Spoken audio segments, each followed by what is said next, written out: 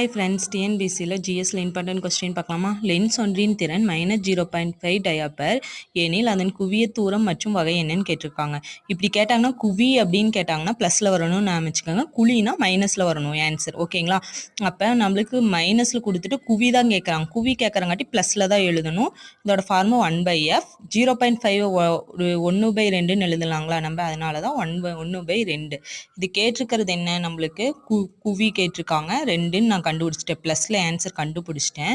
ஆனால் கொடுத்துருக்கிறது -0.5, அதனால 2 மீட்டர் குழினா மைனஸில் வரும்னு அர்த்தம். அப்போ குழி ஆன்சர். ஓகேங்களா? ரெண்டாவது, வேறுபட்டு இருப்பதை வெப்பத்துடன் சம்மந்தப்பட்டது ஒரு செயலில் உட்கவருதல். ஆன்சர் என்ன? உட்கவருதல். மூணாவது, பொட்டாசியம் குளோரைட் அப்படின்னா நம்மளுக்கு என்ன வரும்னா தீப்பெட்டி தொழிற்சாலை எப்சம் உப்பு மலச்சிக்கலை தீர்க்க பயன்படுகிறது. காப்பர் சல்ஃபேட் உப்பு பூஞ்சைக்கொல்லியாக பயன்படும். பொட்டாசியம் நைட்ரேட் பட்டாசு தொழிற்சாலை பயன்படுகிறது. தேங்க்யூ.